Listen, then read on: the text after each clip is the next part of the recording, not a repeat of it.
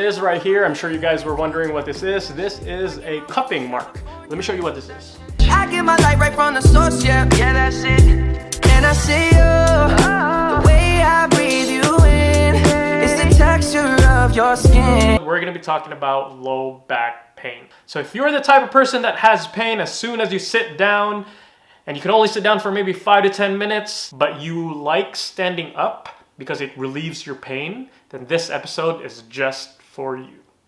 Hey guys, so I'm sure you have a burning question as to what this is. This little red dot, that's because of cupping. This is a tool that I really like to use in therapy because it brings blood flow, it reduces pain, reduces aches and pains. Actually, there's mixed reviews about it, but I personally like it. It works for me, it works for a lot of my patients, and I like it a lot. You know, if you happen to see your own physical therapist, ask him if he does cupping, then maybe he can show you a thing or two. And it's really helpful to reduce aches and pains and bring blood flow, especially if you have like tight areas. There's different types of these things. There's plastic ones, and then there's silicone ones, and then there's even ones where you have fire in it. I haven't tried that personally, but you could always give it a shot. If you want me to talk about cupping on my next video, feel free to comment below, and I will do that. So I've been having a little bit of shoulder pain too these past few weeks, which magically goes away as soon as I cup myself. And I also do these to my patients, and they really like it.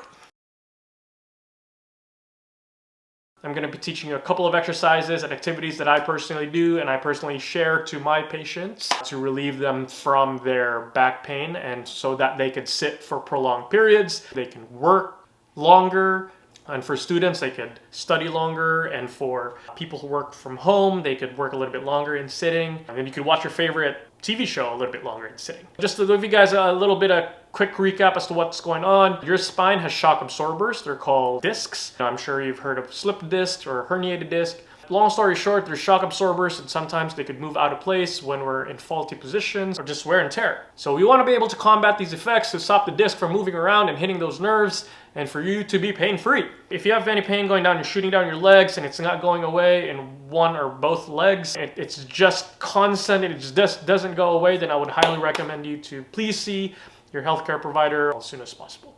The first exercise is going to be working the lower back, and you make sure you feel the pressure on your lower back, okay? This is not a middle back exercise, it's a lower back exercise, all right?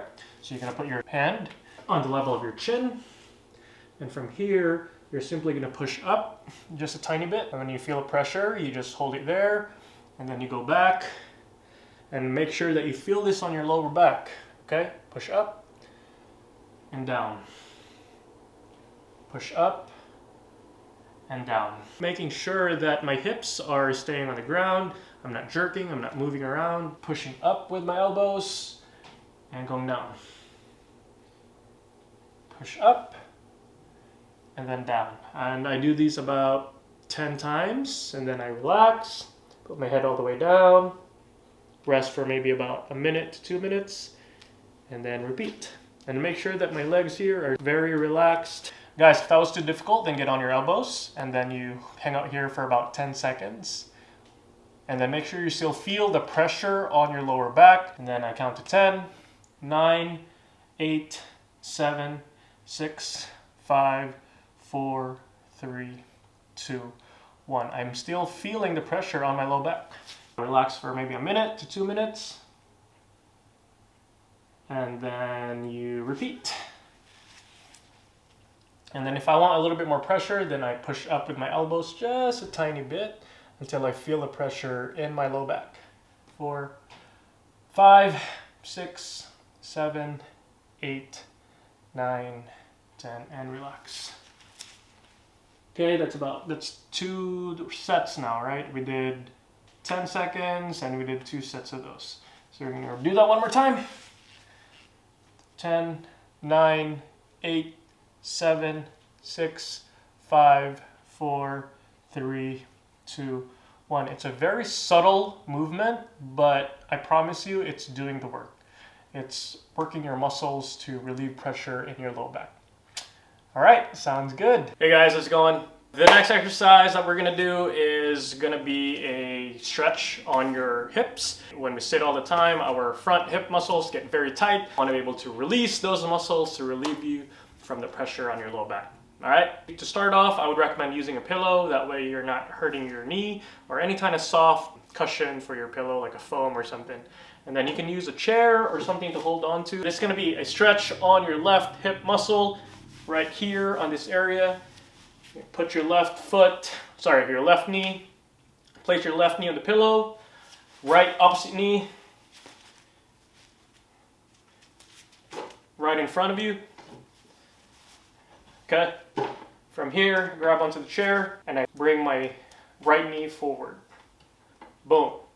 I should feel a stretch on my left hip area, and then I hold it for about 20 seconds, and then my goal is to go up to 30 seconds. When I'm all done, I let go, I relax for a little bit, and then I repeat the whole thing for another 20 to 30 seconds, okay? Easy, right? Not too bad. And if you can't go super far, that's fine. That means, you still have a long ways to go, and that should be a good goal for you to stretch out your hip.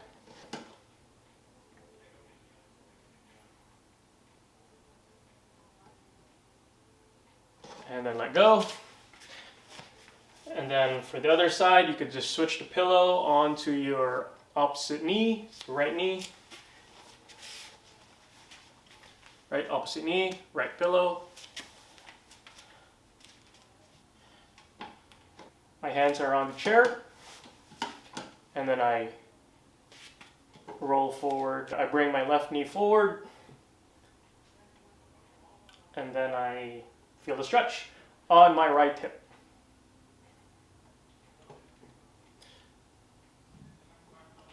I should feel the stretch on this side of my hip, guys, okay? Kind of like right up to this area here. Okay, and you can do about 20 to 30 seconds on each leg. If you don't want to hold on to a chair, if you feel like the chair was too easy, then you can do it the regular way. This is how you're supposed to do it normally, okay? Right knee, here, forward. Left knee on the pillow. Left hand on top of my right, which is already sitting on top of my knee. And I push down onto my knee, and then I roll forward. I should still feel a stretch on my left hip. This is definitely more of an aggressive stretch compared to the chair. 20 to 30 seconds, guys, okay? And when you're done, relax for a bit, and you repeat. You switch over, the pillow, right knee. Okay.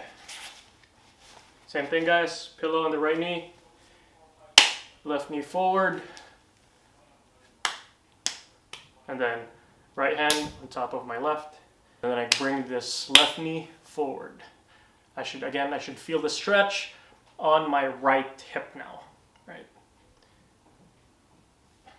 20 to 30 seconds, relax.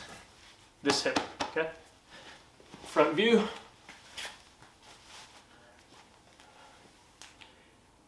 Sorry, this way. 20 to 30 seconds, the goal is always 30 seconds.